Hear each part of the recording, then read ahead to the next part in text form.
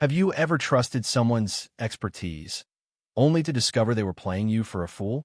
In the heart of Willow Creek's bustling weekend market, Karen strutted with the confidence of a seasoned jeweler. Her stall, adorned with glittering rings and necklaces, drew crowds eager for a deal. She'd flash a practiced smile, tossing around terms like carat and clarity with ease, convincing everyone she was the real deal. But beneath the sparkle lay a darker truth. Karen was no jeweler. She was a con artist, swapping genuine gems for fakes and pocketing the difference. Her latest scheme? Returning a faulty ring to a local shop, claiming it was fake while the real crime was hers. Karen had been at it for months.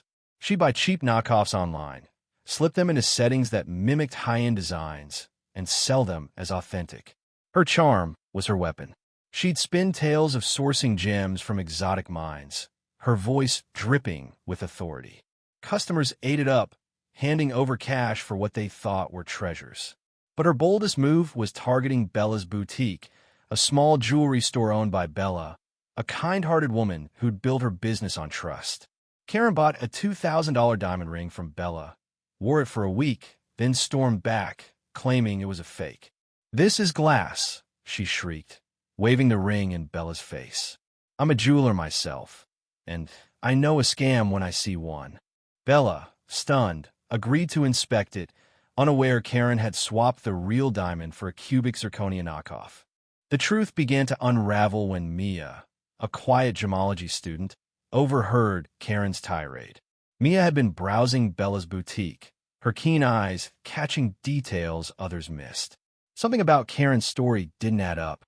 The ring Karen waved around lacked the subtle fire of a real diamond, but her confidence was unervingly convincing. Mia lingered, pretending to browse, as Karen demanded a refund and threatened to sue. Bella, flustered, called in a third-party appraiser, but Karen's theatrics were escalating. "I'll ruin your reputation," she yelled, drawing a crowd. Mia slipped out, determined to dig deeper. She'd seen Karen's stall at the market and remembered whispers of shady deals.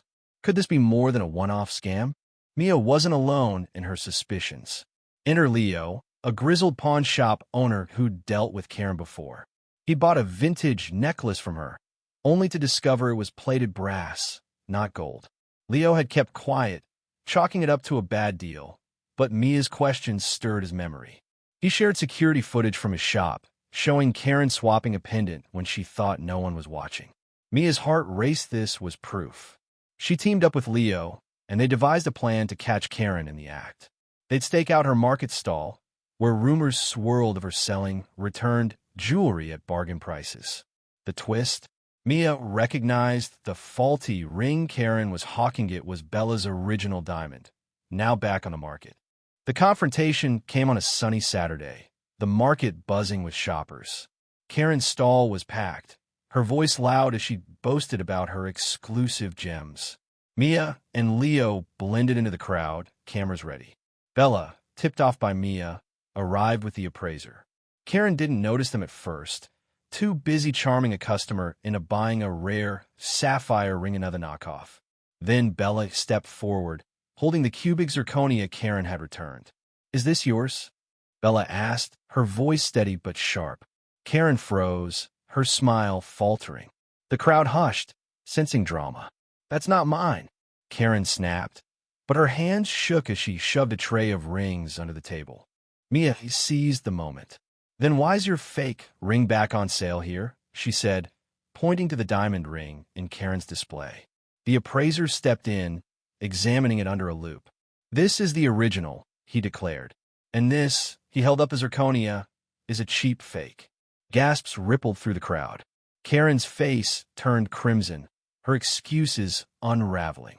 "It's a mistake," she stammered, but Leo played his footage on a tablet, showing her swapping jewelry in his shop. The crowd erupted, some shouting, others filming. Karen's stall, once a beacon of allure, became her cage. A customer she'd scammed weeks ago recognized her and joined the fray, demanding answers. Karen's lies crumbled under the weight of evidence. In the chaos, Karen tried to flee, knocking over her display. Glass beads and fake gems spilled across the pavement, glinting in the sunlight like her shattered facade. Bella, usually soft-spoken, stood tall. "You preyed on trust," she said, her voice carrying a quiet fury. "This market, this town were redone with you." The crowd cheered, some calling for police. Karen, cornered, broke down, sobbing crocodile tears, but no one bought it.